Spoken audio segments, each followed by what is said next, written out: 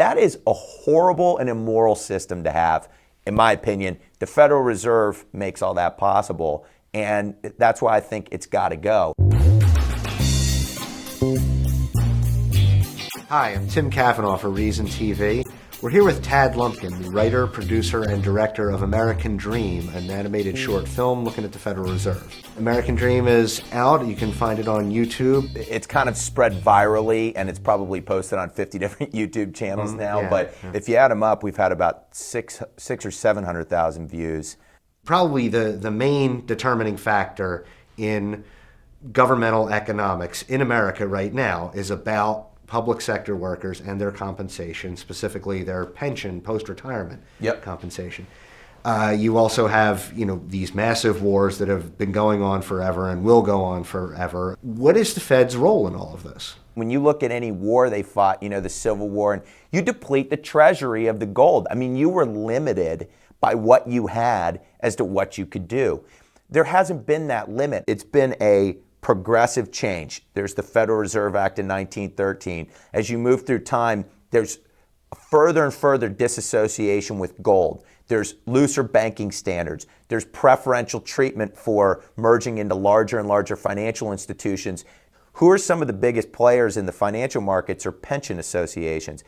They want more and more of the capital to be committed to more and more finance, which is the reason why banks and financial institutions' roles have become overemphasized in their true importance in the world. They've hijacked the system to say, we get unlimited streams of money from the Federal Reserve. We've geared all the laws so that everything is in large pools of investment capital where you've got people forced to invest just to keep up with the rate of inflation. And they're not doing it because it's like, well, here's a really good business opportunity where I think I can take my hard-earned money, put it at risk, and make more hard-earned money. It's like, well, if I use it or lose it, I mean, either deploy it, put it in the system, or it evaporates to nothing. That is a horrible and immoral system to have, in my opinion. The Federal Reserve makes all that possible. And that's why I think it's got to go. You take on the Federal Reserve in this movie, and it contains a lot of parodies of popular movies, 300, Back to the Future, and so forth.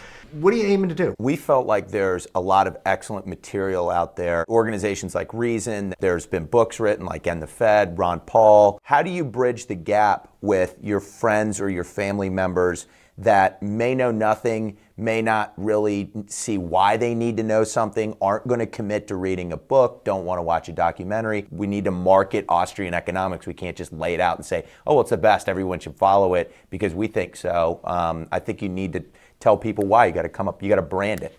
Hey, buddy, need some money? My gosh! They called it free money. Yeah, that's exactly what my loan guy told me. Free money. Give us an idea of what's in the movie. We tried to take a very, a prototypical guy who was in a prototypical situation, lost his house, lost his job, was struggling, and was falling behind and losing his American dream. Don't take my dream! Oh, how did this happen? And we felt like by having a Ghost of Christmas Past sort of methodology that we could walk our citizen through and show him, this is why you're losing your American dream. This is why this is going to matter to you, your kids, and frankly, the future of America and why this is important. Debt equals money, pile. Remember that. Debt equals money. The more loans they make, the more money they make. There are some liberties with history that you take. There's a bit about the Rothschild Battle of Waterloo, Courier story, which has been fairly well debunked. He beat everyone back with the news of the war and told England that Napoleon won. The Red Shield bankers in London pretended that England was doomed and started selling their English stocks. The IRS is depicted as a big monster with a Rothschild logo for a head. Why do that? Why not tell the story more straightforward? Well, because with the Rothschilds, for example, we use a lot of conceptual ideas to make a point. We kind of pin them as the first sort of mega global organization, global sort of banking financial organization. The use of their shield isn't to say they run it all now. It's more to represent the idea of kind of high finance. And the fact that they sort of took it to the next level with the Waterloo and the front running, they did have the information first. Now the question is, did they ever trade on it or not? I don't know. Goldman Sachs gets accused of front running. People black box trade. Again, it's the idea of who's got the power. Or maybe they didn't use it for bad. Maybe they did. I don't really know. But it's the idea of why are we putting so much of our trust into people whose primary motivation is expansion of influence and their own personal gain. In some of the iconography, there's like a lot of octopus imagery and so forth, much of which is, an octopus is a good metaphor for something that has its tentacles all over the place. However, that also has a history in anti-Semitic imagery, and we're also talking about the Rothschilds. Any concerns there, or have you heard anything about that? I haven't heard anything about the octopus per se being an anti-Semitic image. People, it's not kosher to eat anyway. I guess not. I've not heard anything specifically on that. There's been a couple people who've brought up, oh, well, you're using the Rothschilds. Does that mean you're proliferating some sort of anti-Semitism?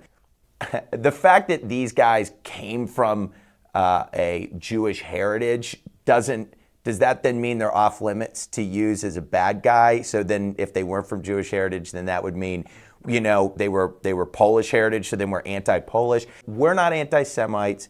We're not promoting anything to do with that. The point wasn't anti-Semitism. Right. The point is to stir the pot. Speaking of stirring the pot, there's a lot of sort of cartoon violence through the whole thing. We're in an era of a special sensitivity about all that kinds of stuff, right? Since Gabriel Giffords, everybody's blaming everybody except the shooter for the shooting. Right. Any concerns there? I don't think anybody, or I hope not, thinks we're saying go kick Hank Paulson in a pit. But again, it's idea. It's like stand up and do something and like, let's go get motivated. What is the movie's call to action? What are you supposed to do after you've seen this movie? There's not a reason for violence, but there is a reason for civil disobedience. There's a reason to put marches together, to vote for people who want to shake the system up, like the Ron Pauls of the world. They want to shake the system up. That is how we change things, and that's what we're advocating. How does eliminating the Fed, or in some way pinioning the Fed, get us toward actual management of the size and nature of government by the people rather than by the Harvard Business School?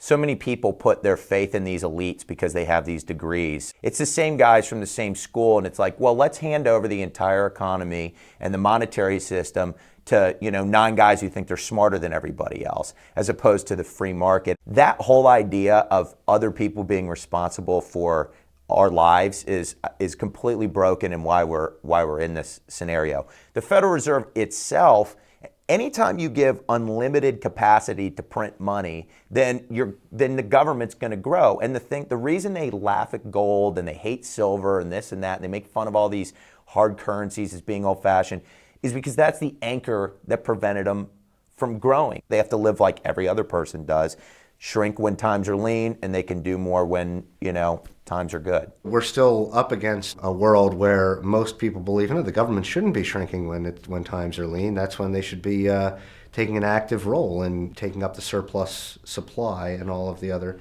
Keynesian notions. But I would argue that's the reason why these things continue to go on. I mean, what happens is if you don't let the system reset and resources and capital liquidate and reallocate, then you don't ever fix the problem. You just medicate the symptom.